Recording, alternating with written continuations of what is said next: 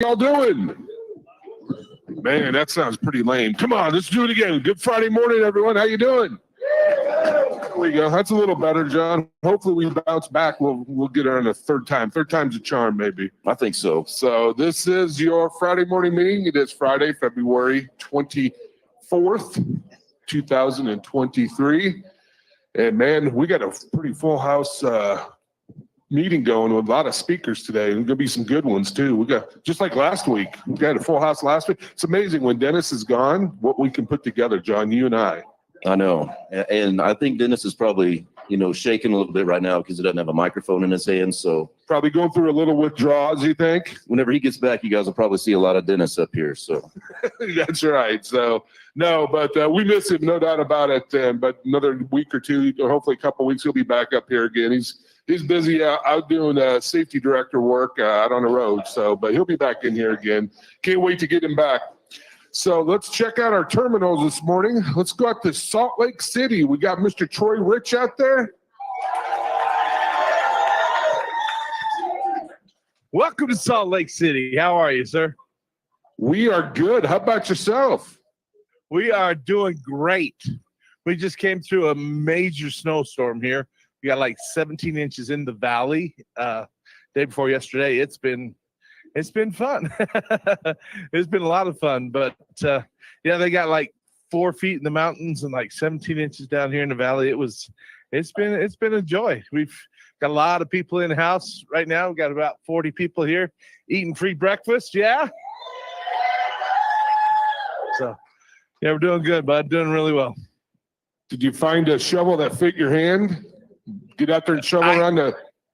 Unfortunately, I'm walking around like an old man because I shoveled a lot of. I live in a neighborhood that's got a lot of elderly people. Not me personally, but and I've been helping out a lot. Unfortunately, this last few days, but yeah, it's good. Doing good. Yeah. That's a good workout for you at shoveling. We don't have to do that as much here, but you guys are built for that out there. So that's good, man. Glad everybody's safe. And how's your orientation class? You got a pretty big class this week?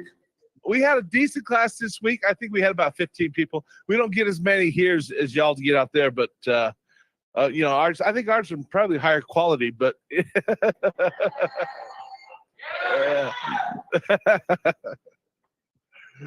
Whatever you can do to get a round of applause, you go for it, don't you? That's absolutely right.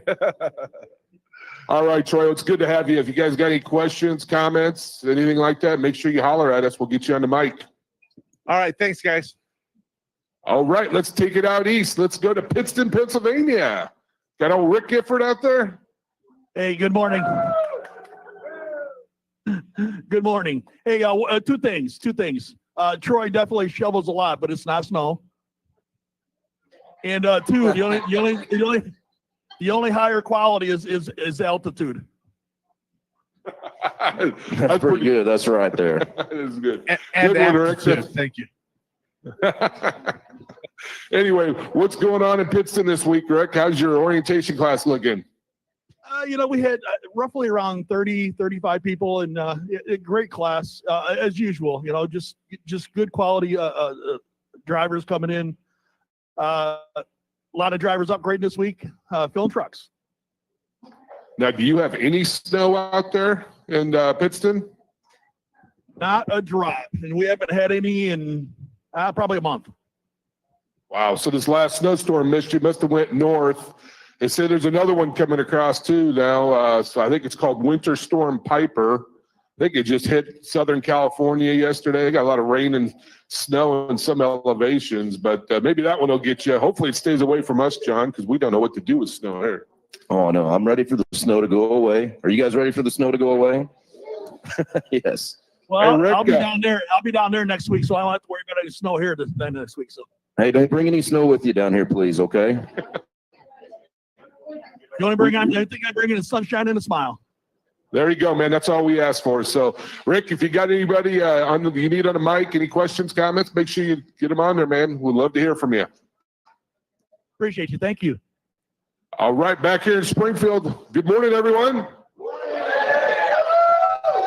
better. It's better. That's a little bit better. Yeah, we're heading in the right direction. So this morning I have John Harden up here with me. John's in our safety department. My name's Dave White, and I work in safety too alongside John. So John, you've been here about 20 years or so, been a fleet manager for 15 or so. I went to intermodal for a little while. Now transitioned over to safety. It's great having you. Been in Appreciate safety, it. what, about 6 months, 8 months now? Yeah, somewhere in between there probably. Good deal. It's great having John in there, another operations guy we've got in there, and he can help us out working with our fleet managers on it, which is so important about safety because, at the end of the day, that's what it's about. Safety is number one. It's in our highest calling here at Prime. So I like to take this. Oh, go ahead. Oh, no, I was Jump going in. to say, talking about their orientation classes, I see some yellow vests, some yellow coats around here. So, at all terminals, if you're new, if this is your first week at Prime, go ahead and stand up. Let us welcome you to the family. Let us recognize you here this morning.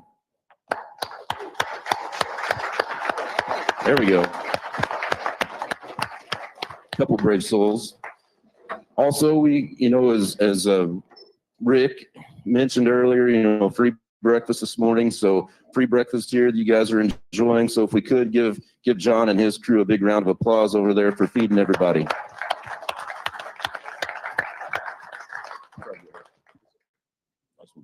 Oh, yeah, no, that's good, man. Looks like there's still quite a line over there, too. So it looks like it's still a popular place, that cafeteria. I know we'll get ours at the end, so that's good, man. But anyway, this past week on the safety side, our DOT inspections, we were kind of down this week. We had 85 inspections. Usually we're up over 100, but this week we're at 85.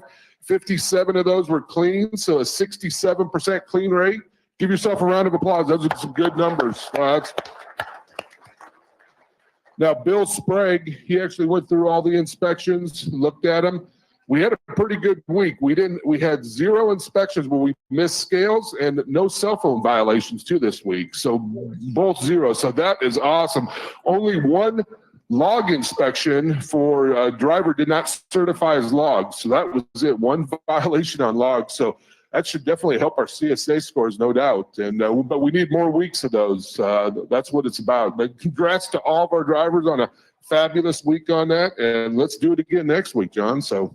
Absolutely. One thing that was on the inspection reports this week, talking to Bill, we did have a few violations, a few warnings here for speeding. So, like we talked about last week, speeding is speeding, especially if you're in a big truck out there. So the speed limit is 45, we need to go 45. So we're getting dinged pretty heavily on speeding and seatbelt violations, like we talked about last week during the safety meeting when we brought up our unsafe driving basic in the graph. So, if everyone can keep working on that, you guys did a great job this week with the inspections. This is the best week I think we've seen since I've been over here in safety. So congratulations on that, and let's keep it up. No doubt. One area we need to make sure we comment on real quick. It's going to be short and sweet. Do not ever log out of your Qualcomm system or your OmniTrack system. Don't log out and drive on it without being signed in. That's a big no-no. And that violation there will probably get you out the door. We cannot have drivers logging out of their system. So anybody that doesn't understand that, this is your fair warning right here, first shot. If you have questions, anything about hours of service logging, every one of our drivers has a log advisor, and make sure you know he or she, who they are. And it's good to have that relationship with them, because if you have problems or you have questions, or you're in a situation and you're stopped out on the highway, and because there's a winter storm and you can't go anywhere and you're wondering, well, how can I log this? Get a hold of your log person. We've got them here 24 hours. Our night coverage it does a fabulous job too as well, and daytime coverage. But get a hold of your log advisor and say, hey, what could I do? I'm sitting here in the interstate, not moving because there's a wreck up in front of me. Is there any way I could go to log something else? I can get it off my drive time, and that's the time you call them. Just don't assume that you can go to personal conveyance, because legally, if you're under dispatch, you cannot go to personal conveyance. Maybe there's an emergency exception that you can take, but have that conversation with your log people. They're so valuable, just like your road assist. Anything on maintenance on your truck, have that rapport with your road assist advisor. And same goes for fleet manager. John was a fleet manager for many years. He still has contacts with many of his drivers. I call him every day, talk to him about certain things, and that's important.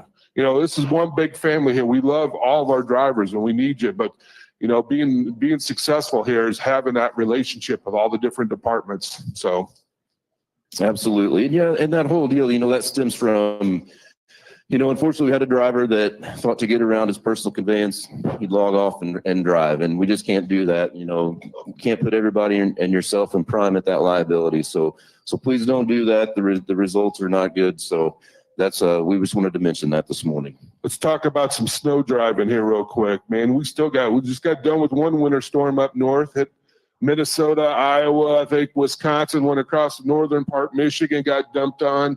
Got another one coming through, like I said earlier. I think they call that Piper or something. I don't know where they come up with these names nowadays. It's like they're hurricanes or something. But anyway, it keeps them separated. But got another one coming through.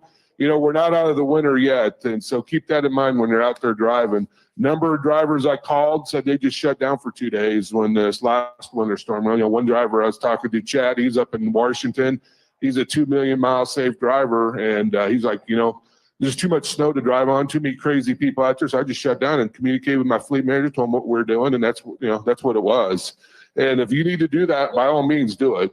Because sometimes being out there is way too dangerous. And it's just not you driving, but it's people around you. Number of accidents we can have that involve other people. And that's what we want to stay away from. We don't want them getting tangled up with you. Same thing, we don't want you getting tangled up with them. So, safety is the highest calling, and if it's too dangerous, get her parked by all means and communicate with your fleet manager. Absolutely. And the reason that we bring this up again is the accidents that we are having. We're just driving too fast for the conditions that we're in.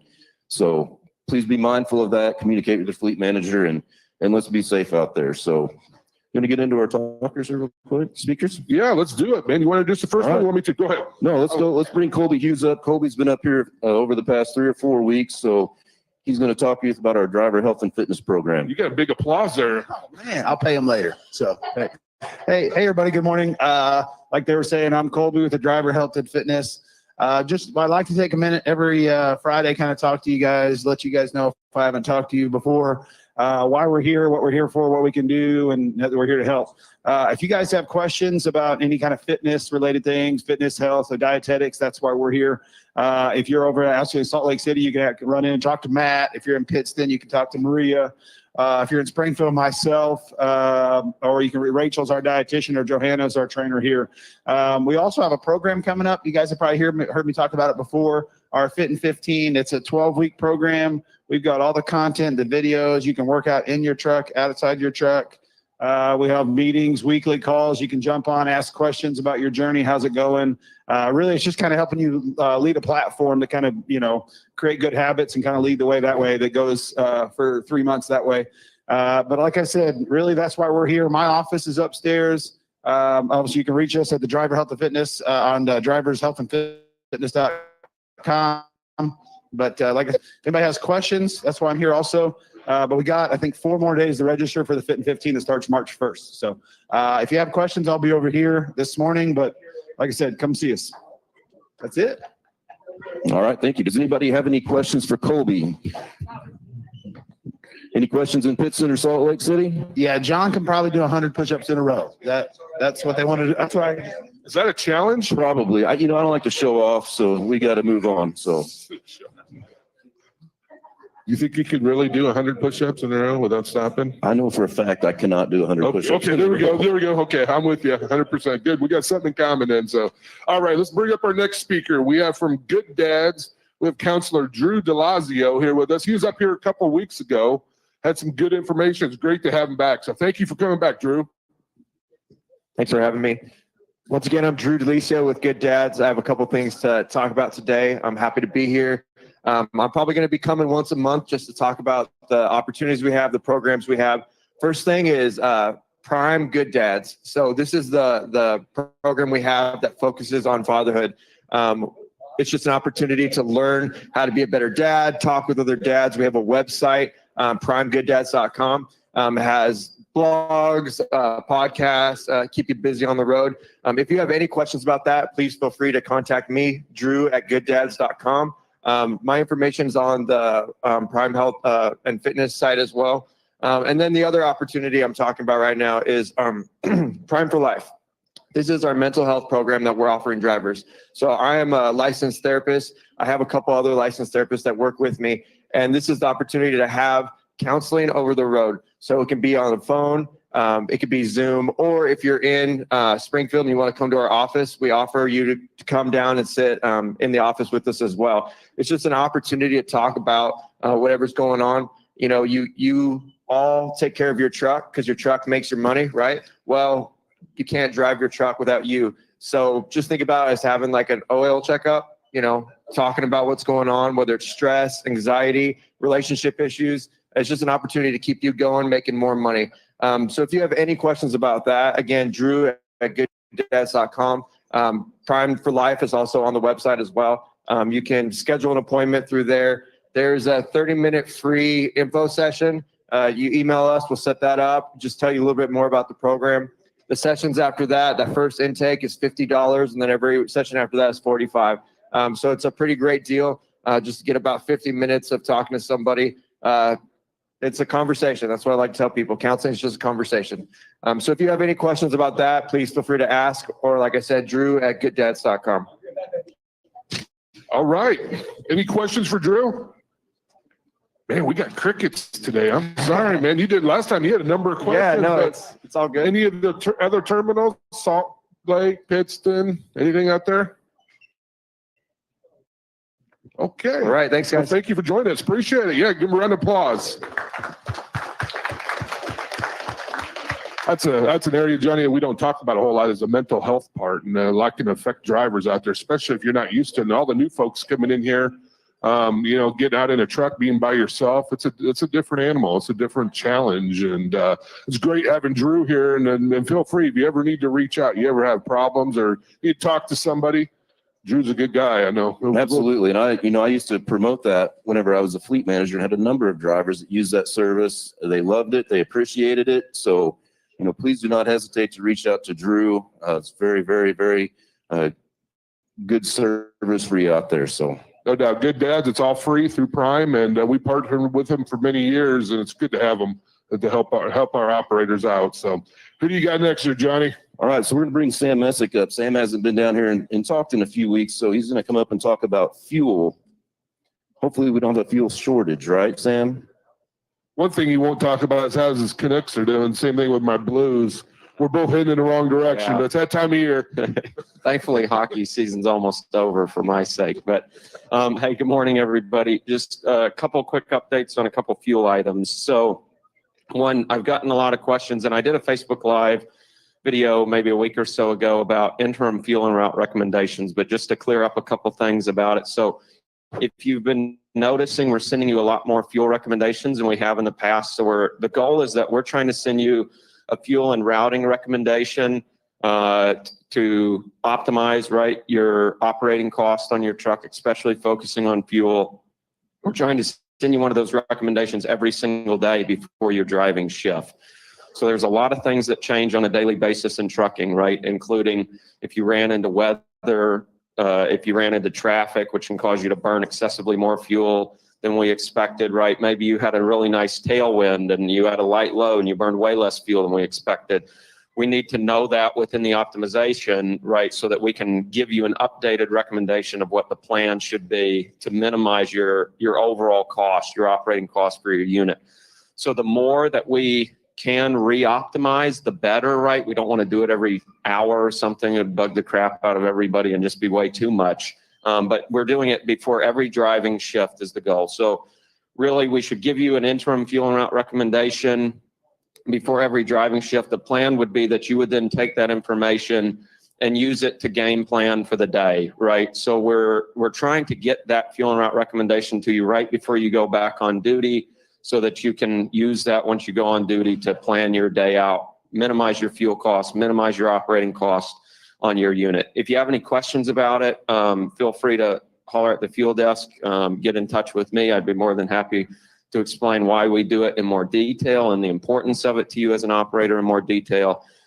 If you don't want the automated fuel and route recommendations at all, you can opt out of them. There's a macro that we have. Contact the fuel desk if you'd like more information on that as well. I highly recommend and really plead with you to get those recommendations and not to opt out. There's a lot of value in allowing us to even just give you a game plan, right? You can ignore it if you want as an independent contractor, but at least look at that game plan and just double check what you had planned on doing, right, against what we're saying to do. So just a heads up there on the interim fuel and route recommendations. Any questions on that piece first, I guess, before I move on? Yeah, right back there. Does it change the routing on the snow when you got snow? So it doesn't today. No, it does not, because it doesn't know real-time weather updates, right? If you know that there's going to be weather along a route, so the fuel and route optimizations do not consider real-time weather, right? So if you know that there's going to be weather along a route, the best way to handle that would be to use the route through option on the macro 27 to pick a point along a different route, right, that you know doesn't have weather. So say, route me through this particular spot so it gets me around the weather. And then it will obviously get you around the weather, but you're kind of telling it where you plan on going. Last week, I was out west and it routed me one way. And then the day was getting snow through Wyoming. It routed me south. Then when the storm was gone, it put me back up the same route it was. So I'd like to. So that was the same trip. Nothing changed. It may be because overnight. It may be because the actual route is closed, right? So it may have been that the route was closed, so we didn't recommend it. But that I'd like to say that we're good enough to know what the weather is at this point, but not yet. Not yet. Not within the optimizer. Any other questions on interim fuel and route recommendations? So one other thing, sorry, I got two more quick things. I promise, I'll be quick. One other thing that I was going to mention is obviously with the weather being what it is, fuel treatment, right, is super important right now, especially in a lot of different parts of the country. But the thing that I wanted to emphasize, we have seen just a rash. I think Van Gertner can tell you, we've seen a rash of fuel contamination issues over the last month or two, probably like 5 or 6 times what I would normally see in a winter season. So I just wanted to emphasize to everybody, one, the importance of using winter treatment additives, right? If you're going into cold weather, we do a great job here at our terminals of treating the fuel, but really if you're fueling at an outside facility, outside of a prime facility, you probably need to treat that fuel, especially if it's going to be at or below freezing. But make sure that you're using high quality fuel additives. I can't implore you enough. There's a lot of snake oil additives out there, and the sad reality of it is you think you're saving some money, or you think you're just grabbing whatever additives available. I can tell you I've seen enough $15,000-$20,000 repair bills, right, from fuel contamination. And when I say fuel contamination, a lot of it I think is due to some of these additives that folks are using. That's no fun to have to deal with, right? It's a super tough situation to have to explain to that operator that because of something they used, right, that's their bill. So please, Power Service is a great additive to use. We trust the Power Service products a lot. So that's a really good one. If you're in the terminal, the best thing to do from a fuel additive perspective is grab what we sell here at the terminal. It's Pinray. We've tested it over and over again. It functions as well as any other product in the marketplace, and we sell it for basically almost at our cost, which is way cheaper than you're going to get it for at any of the truck stops. So any questions on that piece? And then I'll share one more thing before I get out of your hair. All right, so the only other thing, fuel bid season is upon us. So the exciting news for all of us is that hopefully this means that, right, we have an opportunity to go out and leverage our buying power a little bit more, leverage primes, the gallons that you all, right, bring to the table as a business. So we are in the process of going back out to all of our fuel vendors over the next 2.5 months and soliciting bids from them for our fuel business. One of the things that I really need from you all is just some feedback on what do you like and not like, right, out there as far as the different fuel stops and chains, right, different travel network chains across the country. So within the Prime mobile app, we have a ratings area or a review section where you can let us know what you think about the different truck stops that you visit. Please, over the next month or two, I'd be very appreciative if every time you went into one of those truck stops, if you gave them a review. It would be very helpful. I get operators a lot that say, hey, do you all solicit feedback from operators before you go out and award business? And absolutely, we want you all to love the decision that's made as far as who we partner with more than I do. That's for sure, right? Because you're the ones using their facilities every day. that the way to get your voice heard, right, is you can call the fuel desk. Those things are subjective information is great, but if you can give us actual ratings on these locations that we can stick in front of the vendor and say, here's what our operators actually think about your location, right? Hopefully they improve their locations. Hopefully they get very aggressive to earn your business, right? Hopefully they're doing the things that they need to do to improve based off of the feedback that you're giving us. So super important that we get those reviews over the next 4 to 6 weeks time frame if you can. But otherwise, that's, yeah, question back here. Yeah, I heard that BP is currently either in the process of buying TA or they've Yeah. already bought TA. Yeah, so good comment. So just so everybody's aware, British Petroleum is in the process of trying to complete a purchase of Travel Centers of America. It's like a $1.3 billion sale. So they would be purchasing the entire business. Nothing would change about how we interact with TA Petro today. All of their services, staffing should remain generally the same and things if that transaction goes through. The only thing that it should do is honestly benefit you all as operators. BP obviously brings a lot of capital to the table, far more obviously than TA Petro had. BP is a massive corporation. So it should mean better fuel pricing at TA Petro locations long term. It should mean better funding, right, for their facilities and stuff to get them back up to par. Some of the ones that are, below standard as far as the, they need a reno and things. So it should be all good things for TA Petro. I know the TA Petro team is really excited about it. So anything else? Any other questions? I do. I want to make a comment and get your thoughts on this. So especially to the newer folks, and really maybe towards some of the veterans or folks that have been out there for a while. So like you were talking about the feedback from different fuel stops and here's what I like, here's what I don't like. So, as a former fleet manager, I would see a lot of my drivers, looking at fuel costs, managing fuel costs, how important is it to use that macro 27 and go off of that recommendation versus, I like these showers better. So talk about some of the savings from stop to stop compared to maybe what the outside world's paying and how much of a benefit that is for their business out there. Yeah, so I guess I'll make mention first of all, right, at Prime, and if you're new to Prime, you hopefully know this, but if you're new to Prime, you get all of the fuel discount passed to you if you're an independent contractor for Prime, right? That's a lot of companies don't do that. They keep a piece of the action, right, when it comes to fuel discounting. Prime passes 100% of the fuel discount along to you, right? You get the full benefit of the Prime buying power. And that last year, our average fuel discount was close to $1 a gallon off of cash retail, right? On every gallon that every Prime operator bought.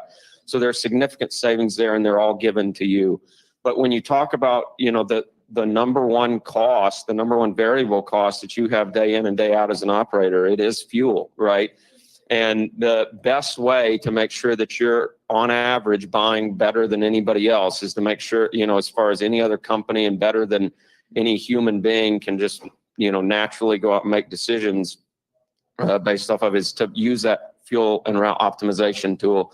One of the things that I say constantly to operators is they get confused a lot because sometimes we'll make what to them looks like a poor fueling decision, right? We'll pay a little bit more money for fuel than they would have if they would have just went out and made a subjective decision.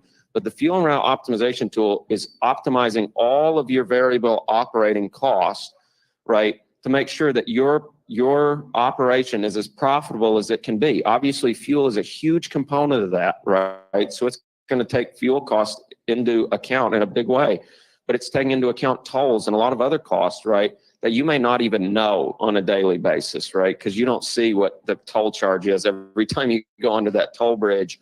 Our fuel and route tool does know, and it's taking that into account. So like I say, at the very least, use it as a guide, use it as a tool to help double check your game plan. If it's saying to do something way different than what you had just subjectively planned to do, and I can tell you, I'd think long and hard about what I plan to do. I'd look at what the optimization's saying and probably adjust my game plan. So along those lines, not only that, state fuel taxes, but I've heard you say this before up here, try not to put you on the spot. Hopefully off the top of your head, how many different things does this look at before it makes a decision on where to give you fuel? There's over 160 different variables, right? And within those different variable categories, there's potentially thousands, right? I mean, routing is one of the different 160 different variables.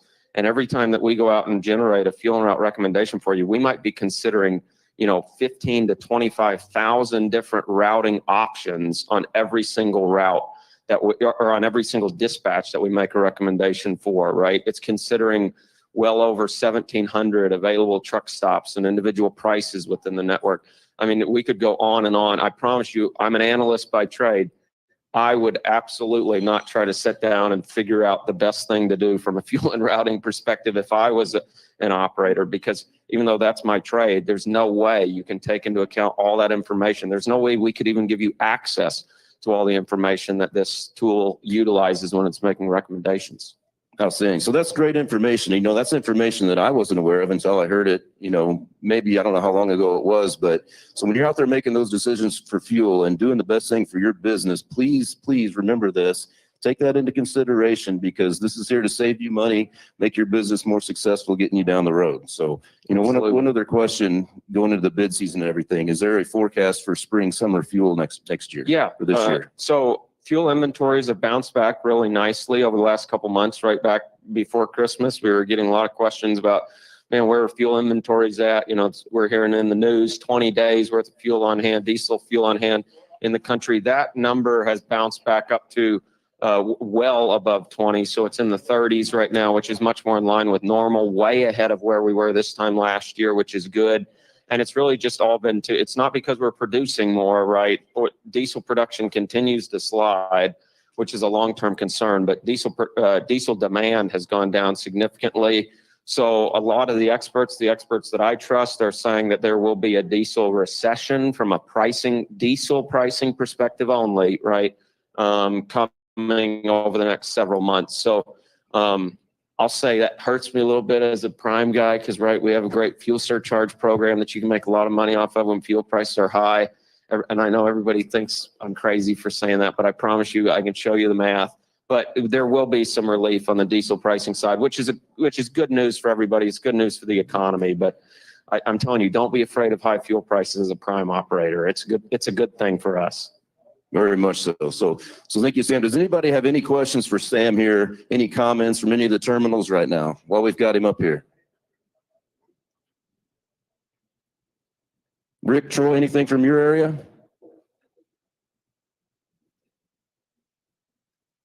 Okay, well, Thank you all very Sam, much. if you don't mind hanging around, somebody might think of a question over here they have here coming up. That guy knows his fueling. There's no doubt about it, man. We're so lucky to have him. It's amazing how much information he went through, and I'm just sitting there trying to calculate it all in my head, and I don't think I can figure that out. So he did a great job, and we're so lucky to have him. So what do you got next there, Johnny? Absolutely. So we're going to bring Jason Seymour back up. Jason's one of our operations managers on the refrigerated side. And Jason's going to talk a little bit more about the B and C seat pay change that we've got coming up that he spoke about last week. Good morning. Thanks for the time again this morning. Good morning, everybody. Jason Seymour, Reefer Operations. Want to spend a little bit more time this morning talking about an upcoming change to our B and C seat pay. Many of you have probably already heard about it. We've got it out on the app. We discussed it last week. Hopefully your fleet managers are talking to you about it.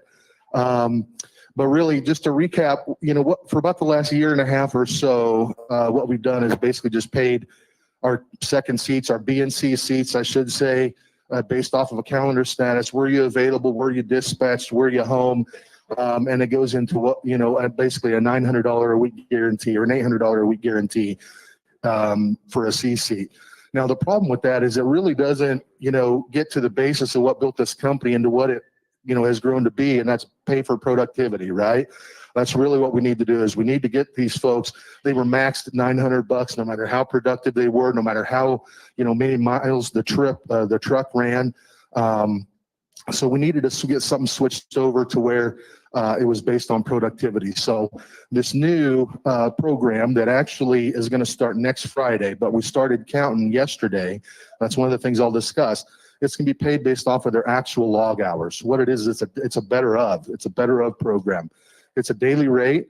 So if I'm a B seat, 128.57 times 7, that's 900. So if I'm a B seat out there running right now, for each day that I'm available or dispatched on a truck, I'm going to get at least $128.57. But I have the opportunity to earn more if my productivity merits that. All right. And here's how we measure productivity. It's a combination, and this is important. So we're going to go, I'll probably mention it a few times. Productivity is measured in their total hours. Total hours is a combination of their driving time, their on duty, not driving time, pardon me, plus additional 4 hours. So it's their driving time plus their on duty, not driving time, plus an additional 4 hours for each day that they're dispatched on a truck and hauling freight. Okay. So what the system is going to do is it's going to look and say, well, Jason, when we look at it on a daily basis, it's going to say, okay, Jason, yesterday you drove for 2 hours and you had 30 minutes of on duty, not driving time. So that's 2.5 plus 4. We're going to pay it for 6.5 hours. It multiplies it by 12. And then it says, is that less than or equal to, or more than, I should say, 128.57. Obviously in that calculation, it's less than the 128.57. So I'm going to get paid $128.57 for that day. Now, if it's a day where I'm super productive, we got a lot of, we've been running and we're really good, really super productive. And I have 12 hours, for example, 12 times 12 is 144. I'm going to get $144 for that day. I'm going to get the better of. You guys see what I'm saying? So remember, that's a combination of the line 3, line 4, plus an additional 4 hours. And I'll go ahead and answer the question because that's probably the number one question I get is, well, man, what's up with this additional 4 hours? And that's, really that's based on what the courts have said. We got to get to a 16-hour workday because of the sacrifices that drivers make, being away from home, being in the cab of a truck. The standard is a 16-hour workday. And that's where when you look at their line 3, line 4, plus the additional 4 hours, that gets people to where they're right in that 16-hour or so range, because we have to make sure that we're compliant from a minimum wage standpoint. Okay. Now I need to correct something that I said last week, and I've said it a few times, and I apologize because it's kind of a big mistake. Somebody said, well, what's this going to cost a week? And I gave a number that was really quite inaccurate, to be honest with you. Okay. Here's the thing, if you think about the math of it, okay, and I'm sure the trainers out there, you probably already have done the math. If we're measuring everything at $12 an hour, I've got to get paid for 75 hours in order to get $900, right? So you think I've got to have a total in a 7-day period of time. It's 10.7 something hours a day, right? In a 7-day period of time, I've got to be paid for 75 hours to beat the $900 that you're already paying me, right? Everybody see that? Now, and 28 of those are these additional 4 hours, which means that my on-duty time, right, a combination of my driving time and my on-duty not driving time has got to be 47, right? Because 75 minus the 28 that I'm getting, right, that puts 47 hours. I know I'm number dumping on you here a little bit. I'm sorry, but the math is important, and it's important you understand it, because it's still a huge advantage, all right, to run team in our network. When you look at earnings, week over week, the split between what a solo earns and a team earns is still, $1,900 a week consistently. So anyway, back to what I was saying. The mistake I made was somebody that said, oh, what's this going to cost a week? And I'm like, oh, maybe $200-300. Well, we looked, actually, we've been mirroring this program for the past several months, actually, to make sure that the data is accurate before we get live with it. And what I can tell you is that on payroll today, all right, if we look at everybody that would have earned over $900 on the new program, right? Because they're maxed out under current, 900 is the max, right? But when we actually look at people's productive hours, the group of drivers that would have earned more than 900 based on their productivity today, on today's hours, the average was $1,004.47. So it's $104.47. And remember, those are all folks that had more than 75 productive hours, okay? So this number that I was floating out there last week, it was a guess. It was a bad guess. I apologize. We are looking at these numbers. There is going to be a little bit of an increased cost, all right? But the key to this is, again, the more productive you are, the less you're going to feel it, right? Because productivity and efficiency is really what drives everything that we do. So I think that's really all that I have. That's a lot of information. I know there's probably going to be some questions.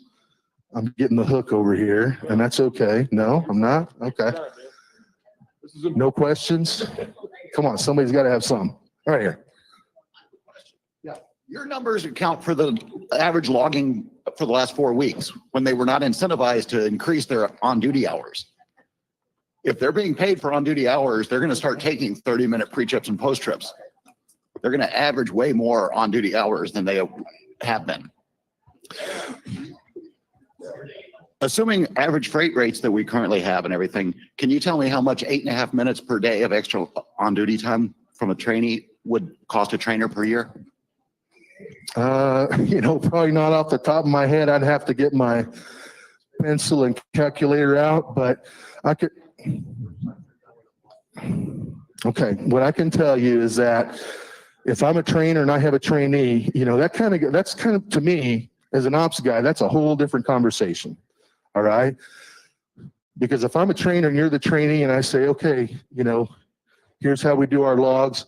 We all know that there's a certain amount of on-duty not driving time that we have to maintain our legal status, correct?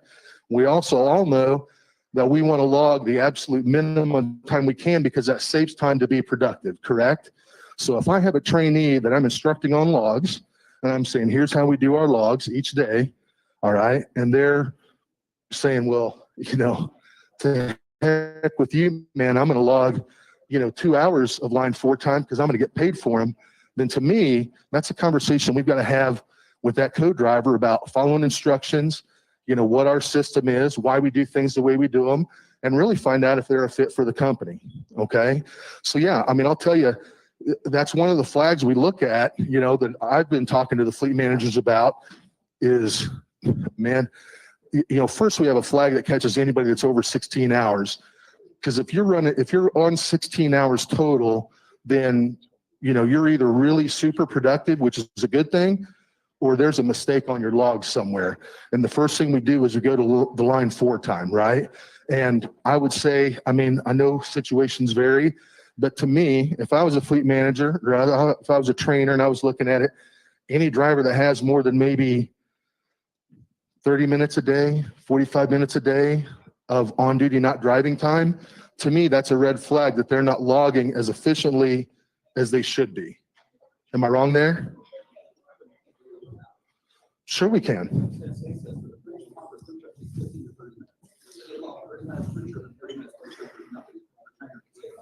Well, there is, because in my opinion, again, that goes back to the ops conversation saying, man, Jason, your trainer says that you're not following instructions with regard to how to log your pre-trips, and that affects our productivity, and that has this ripple effect through the whole thing. And listen, we either need to get on board with this or you need to go somewhere else. Well, I think the rule is, and correct me if I'm wrong, we have to log 15 minutes, right?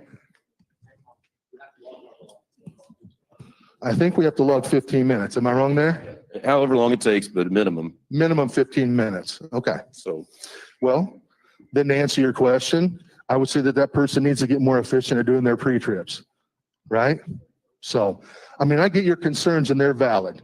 But again, I think this all circles back to productivity and efficiency. Those are the keys, right? And is it going to put pressure on the trainers? Absolutely it is, because we're going to make sure our trainers are driving the productivity and the efficiency of our trainees. Does it put pressure on our trainees? Absolutely it does, because they got to learn to be more productive and more efficient if they want to beat that 900, and they've also got the trainer on them saying, Jason, you're doing your pre-trip too slow. We need to pick it up a little bit, right? We need to be more efficient at what we do, because that's the only true way that we can increase profitability is to become more efficient, right? That's economic reality, folks. Good morning. Good morning. I just wanted to ask about how the students are going to get paid for home time, like sitting at home or sitting on the truck, or Home time equals zero productivity equals zero pay, generally speaking. All right. Now, here's to expand on that a little bit. That's where we need to start. That's where the conversation needs to start. If I'm a trainer and John here's my trainee and I say, hey, John, man, I got to take a week off. The conversation really needs to go to John. Is like, what do you want to do, man? Do you want to go home or do you want to keep working? Man, what do you want to do, John? I want to keep working. Okay. Then here's what's going to happen is Dave, my fleet manager, is going to say, okay, John, get all your stuff off of Jason's truck because we've got another trainer for you. We're going to keep you working. If you want to keep making $900 a week minimum with an opportunity to earn more, then we're going to put you with another trainer. Now, at that point, one of two things may or may not happen, right? John says, whoa, wait a minute, man. Jason's a pretty good guy. He's already my third trainer. You know, these other two guys I didn't get along with, me and Jason get along pretty good. I would rather wait, right? I'll go ahead and take home time. So at that point, John's making the decision that he's going to take home time and not get paid while he's waiting for me, right? Or the opportunity might be, John, you're the best co-driver I've ever had. We're 40,000 miles into our 50,000 mile period of time. I'm sorry this thing came up, but I got to take care of it.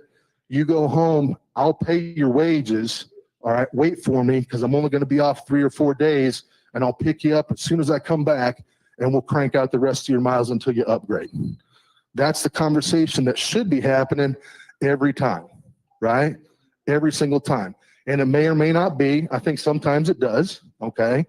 I can tell you a lot of times that it doesn't, and that leads to a lot of conversations and a lot of, honestly, it's a lot of money being paid out to people for zero productivity.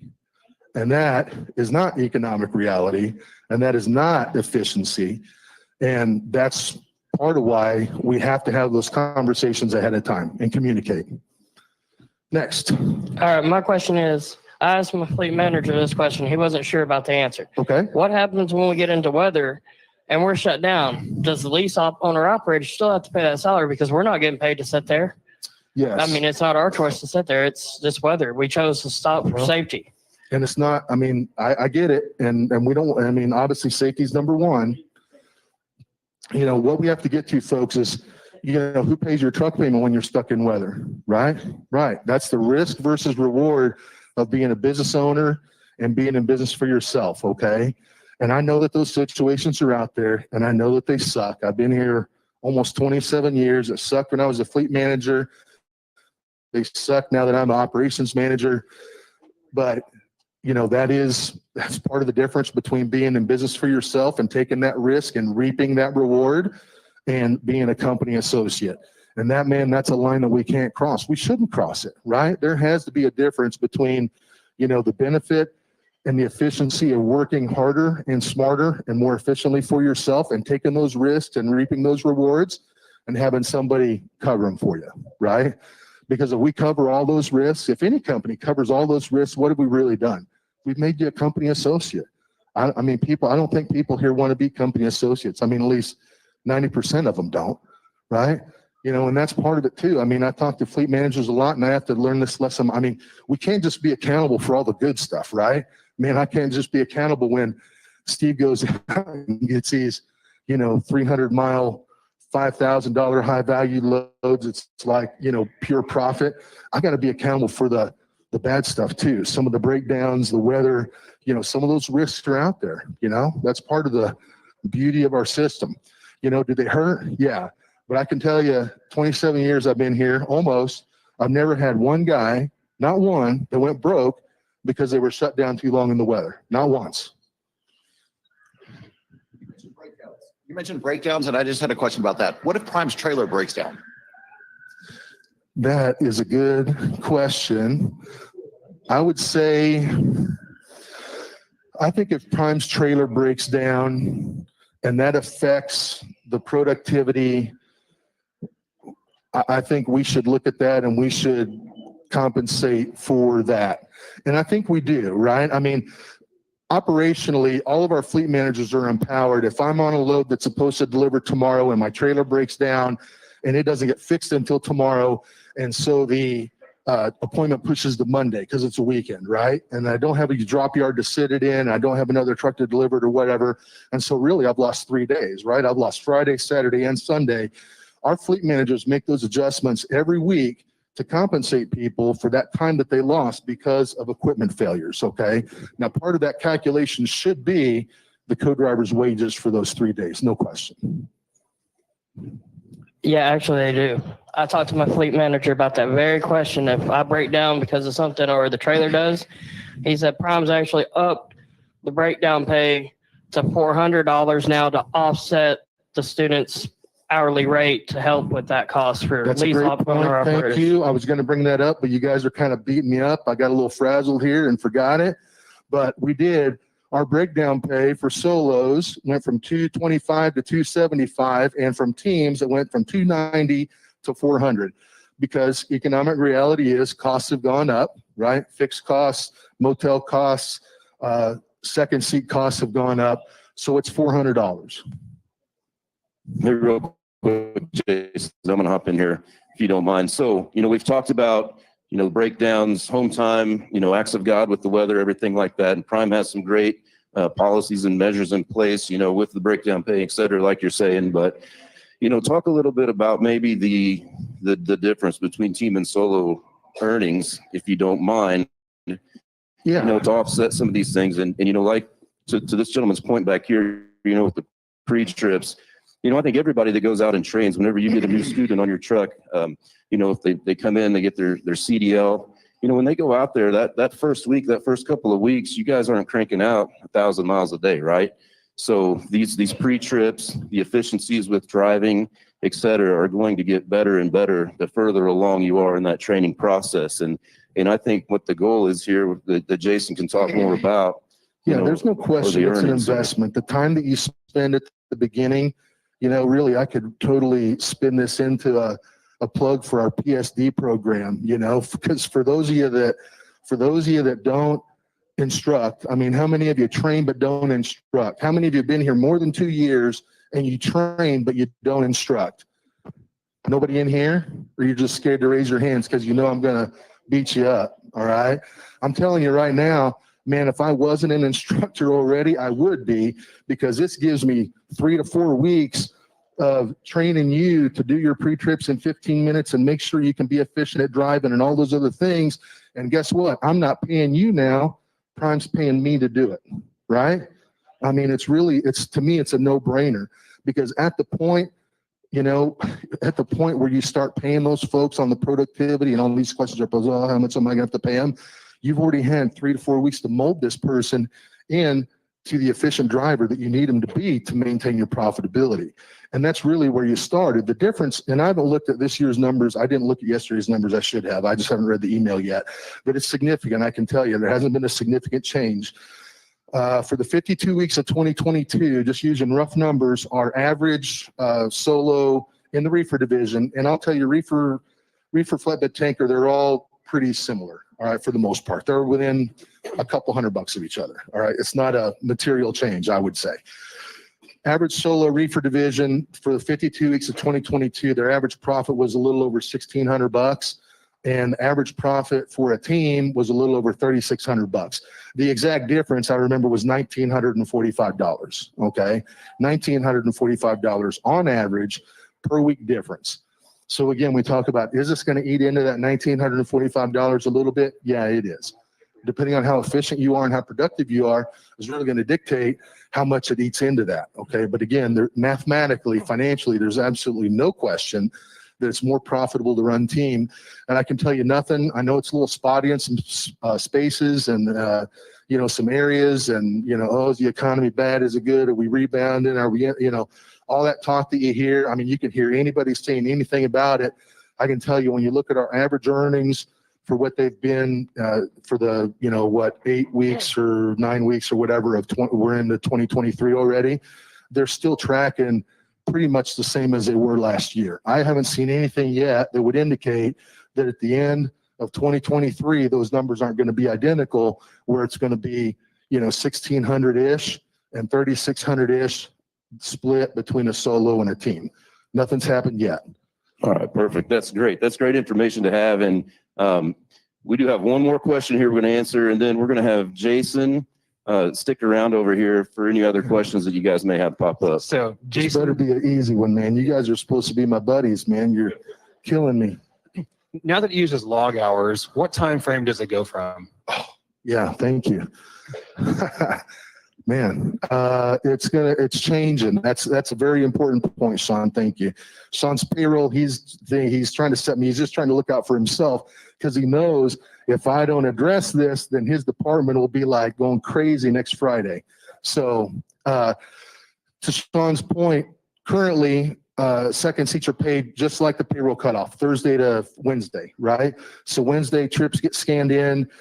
The audit happens on Thursday and the miles get settled on Friday, and it looks at the calendar. That's changing because we're using log hours. We have to move it back a day. So co-drivers are going to start being paid from Wednesday through Tuesday. Okay, remember, this is independent of trips. It doesn't matter how many trips you turn in to get settled. It doesn't matter how many trips, get paid. This is based off of their actual log hours for the previous 7 days.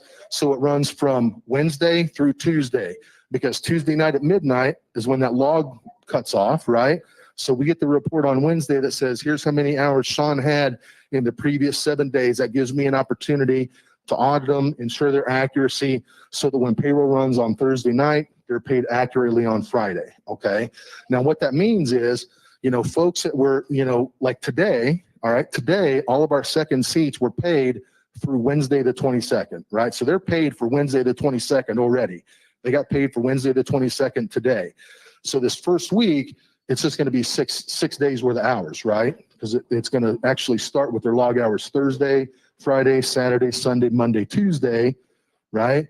And then it cuts off, and that's what they're going to be paid for next Friday on the 3rd. Everybody got it? Hey, great question, Sean. So, yeah. All right. Well, Jason's going to hang around over here also. If you have any questions, we have got 2 payroll associates over here, Sarah and Amanda, that are willing to answer any questions as well. So, Jason, we appreciate it. Sorry we beat you up here a little bit. I'm used to it, man. All right. Thank you. See you guys later. Thanks. Give Jason a round of applause for All that right, there. good job, Jason. So a couple of things here real quick. One thing we talk about every week is the Prime app. So if you have any questions about the Prime app, obviously you can go to your fleet manager, but the real professionals are sitting over here to my right, Richard and Brianne. If you have any questions while you're here on the terminal, please reach out to them. They can answer any questions you might have. And then one other thing I wanted to point out here, if you notice, we're all wearing red up here. See a lot of red back here, a lot of red back here with our vendors. So red stands for Remember Everyone Deployed. And we take the time every week to make sure that we honor any veterans that we might have out there. So if you're a veteran of our military, of our armed forces, please stand up. Let us recognize you at all the terminals.